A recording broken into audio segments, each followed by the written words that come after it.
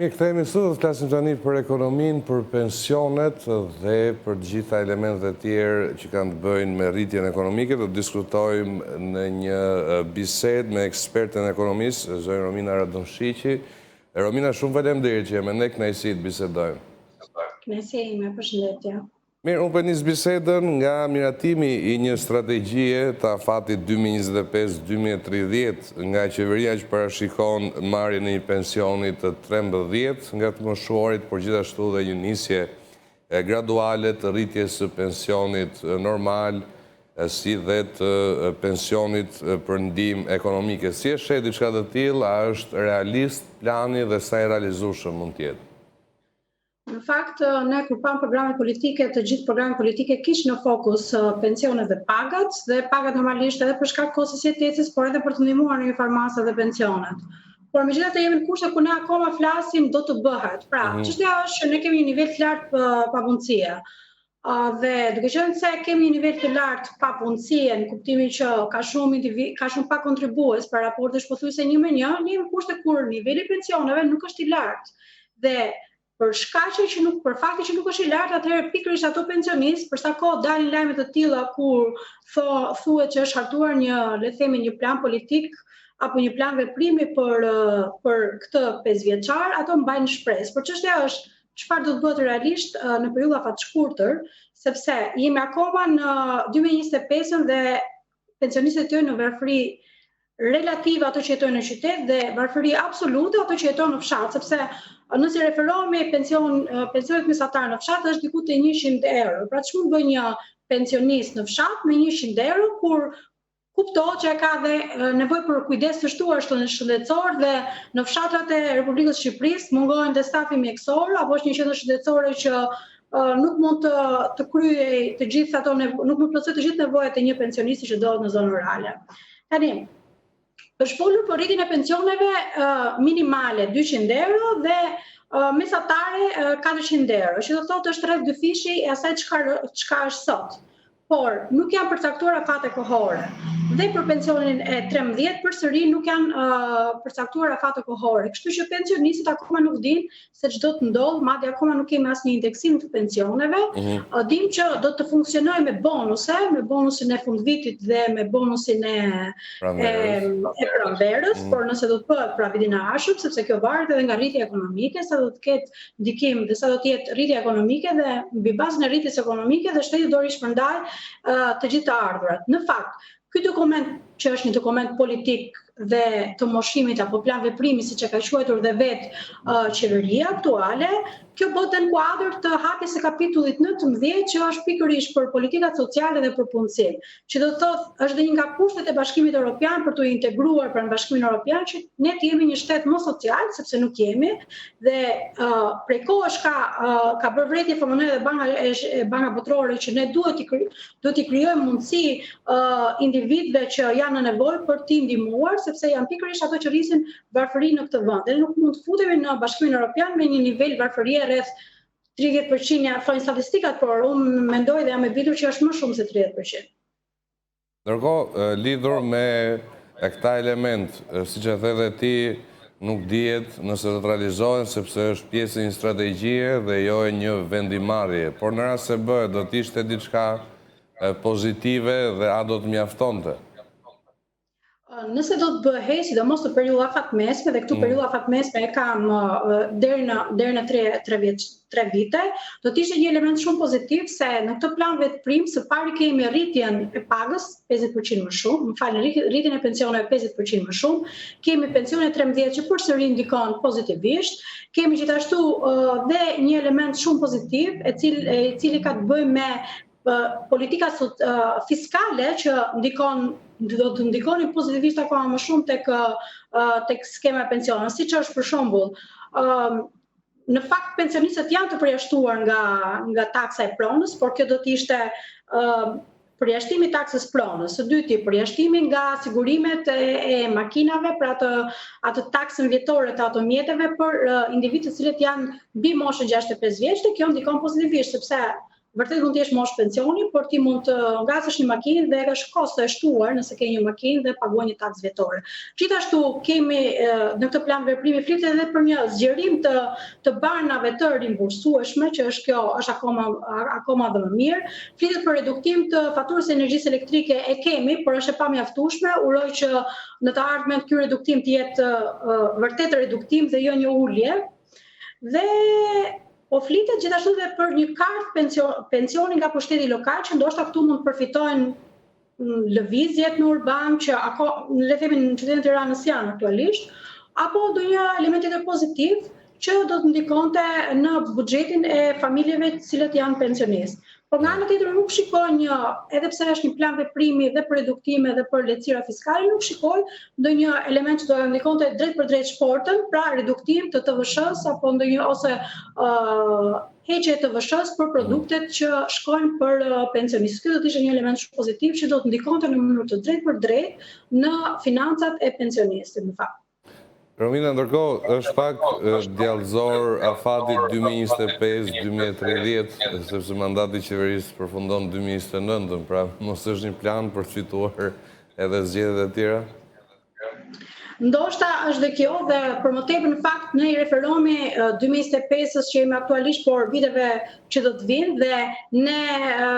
si ekonomistë parashikojmë një ekonomi më të qëndrueshme për Shqipërinë, një ekonomi me paga më të larta, jo se do të rrisë qeveria, por do të rrisë vetë sektori privat, sepse ne shohim që Shqipëria po zhvillohet, ka shumë sektor që po zhvillohen, edhe pse ka shumë sektor që nuk po zhvillohen apo janë të nënfinancuar. Megjithatë ne flasim për turizmin, për shembull, një nga sektorët që po ndikon pozitivisht jo vetëm në ekonominë e vendit, jo vetëm në marzhet e fitimit, por nga ana tjetër po ndikon pozitivisht dhe në rritjen e nivelit pagave. Pra nuk është nevojë që qeveria të vendosë paga minimale apo mesatare për sa I përket sektorit turizmit, se është vetë sektori turizmit, vetë biznesi që ka gjeneruar dhe ka mundësi të rrisë paga, dhe ne këtu një sanitar mund të paguhet sa një pedagog në universitet, që do thotë që paga nuk ka lidhje më me sa aftësi ke dhe çfarë pune ditë bësh, por këtu paga ka të bëjë me, domethënë rritet nga kërkesa e vetë tregut.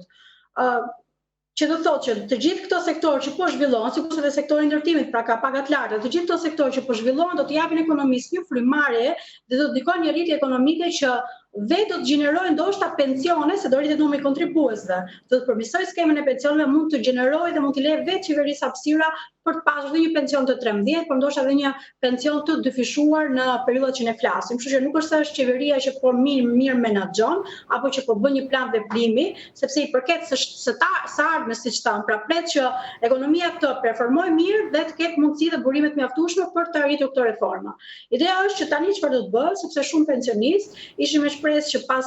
fitores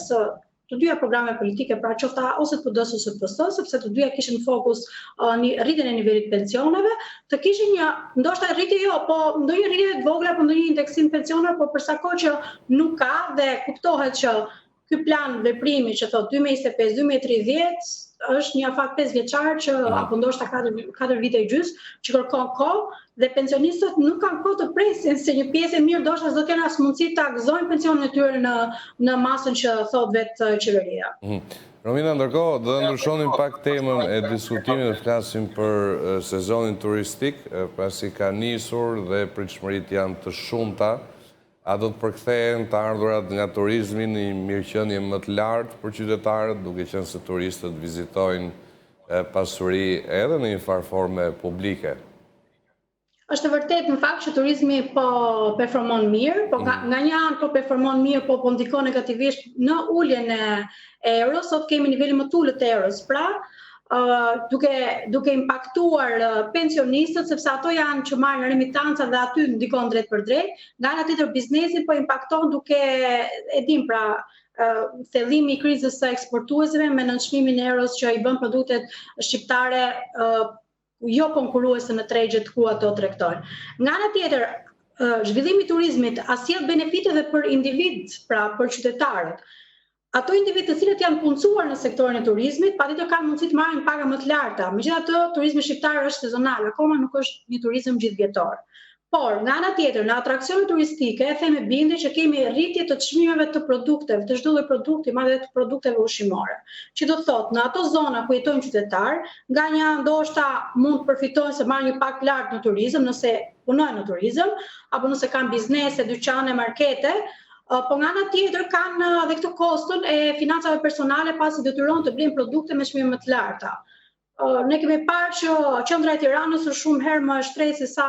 edhe në sezonin turistik, pra, sa zonat e tjera që individët që jetojnë në këto zona e kanë pak të vështirë për të mirë menaxhuar financat e tyre, sepse do duhet të blejnë produkte njësoj me çmimet që i serviren dhe turistëve. Ndërkohë, se takon, po themi, elementve që u premtuan, më pak, po themi, shezllon privat dhe më shumë hapësira publike. Si qëndron kjo dhe me vizionin strategjik për turizmin? Na duhen turistë që shpenzojnë pak apo shumë, sepse ka një dualitet në premtimet dhe në vizionin që jep qeveria. Tani këtu është një problem, sepse ne mjafton krahasojmë me plazhet në Greqi, ku kemi plazhe publike pafund që ti mund shkosh dhe nuk mund shpenzosh për shazllon, ndërkohë që kemi Shqipërinë që ka thithur, ndërkohë që në fakt duhet themi me bindje që Greqia ka dhe turistë me të ardhura shumë herë më të larta se Shqipëria dhe ka krijuar një lloj turizmi militar. Ndërkohë që ne nuk kemi as turizëm militar, por nga ana tjetër kemi pjesën më të madhe të zënies së plazheve me shazllone ku është një kosto e shtuar. Dhe dim që dhe le themi turistët që vinë në Shqipëri nuk janë turistë me të ardhura bimesatar, janë turistë me të ardhura mesatar ose ndoshta nën mesatare dhe shazlloni apo ndoshta dhe rritja e çmimeve bareve dhe restoranteve dhe ndonjëherë në disa zona turistike dhe abuzimi me çmime krijon më pas probleme për turistët dhe ka shumë turistë që mund të vinë dhe mund të thonë okay, është bukur etj, por pak e kushtueshme, pra paketa në Shqipëri. Domethënë ato mund të vinë me një paketë që shumë herë më lirë se vendet e tjera, por në momentin që qëndrojnë në Shqipëri përballë me merritje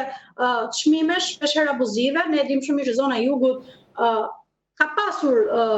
në disa atraksione dhe rritje të çmimeve në mënyrë abuzive, si për shembull mëngjesi që kushtonte sa një drek e gjëra të tjera, por që ndikojnë jo mirë tek turistët e huaj, tek ai lloj turisti që vjen në Shqipëri. Ne duhet ta kuptojmë që turistët që vinë në Shqipëri nuk janë turistë me të ardhura të larta, janë turistë që vinë me çanta shpine, që blejnë në markete, që mundohen të kursejnë, ndoshta dhe se ashtu e kanë të dëshirën për të bërë turizëm, ka shumë turistë aventurier që i pëlqen të jetojnë apo të jetojnë edhe me çadra etj, por në momentin që përballen me çmime pikërisht në këto atraksione turistike me çmime tepër të larta dhe shpeshherë abuzive, kjo gjë nuk është e mirë për Shqipërinë sepse ndikon pozitivisht. Ne duhet mendojmë ne këtë, që një turist që vjen në Shqipëri, nëse shikon mjafton një gjë që nuk i pëlqen, atëherë nuk do të kthehej më në Shqipëri. Sepse ne gjithë jemi turistë, mund të jemi turistë dhe mund të shkojmë në vende të tjera, po mund të shkojmë 1 herë, 2 herë, 3 herë, por nuk mund të shkojmë gjithmonë tek një njëjti vend. Kështu që ndaj dhe qeveria duhet investojë më shumë turizëm, bizneset duhet të performojë më mirë dhe kur them performojë të japi dhe shërbim, por nga ana tjetër dhe jo abuziv, të jetë më miqësor me turistin dhe racional dhe shërbimet që kryen pra duke përcaktuar të çmimet. Pasi vetëm në këtë mënyrë mund të kemi turizëm të qëndrueshëm, se në të kundërt pikërisht ky turizmi, ky sektor që ne po investojmë dhe po na sjell të ardhura, mund të jenë të ardhura maksimum me afatmesme nëse nuk performojmë dhe ne mirë në turizëm. Dhe i pyetjet fundit, Romina, se i takon po themi faktit që një pjesë e Shqipërisë më të vizituar është ende në ndërtim e sipër. Kjo mund të jetë shqetësuese për një pjesë të turistëve te ky impresioni negativ për cilin ti fole? Po, në fakt, mund të jetë dhe një ndikim negativ dhe këtë ne shohim dhe tek investimet në rrugë që krijohen trafiqe, mund bëhet pra këto ndërtimet, sidomos në sezonin turistik, mund të krijojnë edhe aksidente për shkak të trafiqeve etj. Kjo e investime publike, po dhe investime private, pra duhet zgjedhur koha e dur ku mund të ndërtohen, megjithatë Shqipëria gjatë kohës vetëm ndërtohet në fakt dhe patjetër që nuk është dhe gjë e mirë, se përveç se krijon zhurma dhe që mund të jetë pakëndshme patjetër për turizmin, por nga ana tjetër krijon dotje të ambientit, krijon një panoramë jo aq pozitive siç thatë dhe ju në fillim. Kështu që do duhet që Shqipëria të mirë menaxhojë dhe ndërtimet dhe sezonin ku duhet të ndërtojë. E qartë. Romina, shumë faleminderit që isha me ne, shumë kënaqësi të diskutonin. Faleminderit. Mi që ishim në një diskutim se i takon pensioneve, si që edhe e njoftuam ka një strategji të miratuar, por jo ende një vendimari se i takon rritjes pensioneve të zakonshëm, por edhe pensioneve sociale, gjithsesi, si që diskutuam edhe me Rominën, krucial në këtë proces ka të bëj pikërisht afati i zbatimit të këtij plani. Do të shkojmë ndërkohë në pak minuta publicitet, kthehemi sërish në studio për të diskutuar mbi politikën.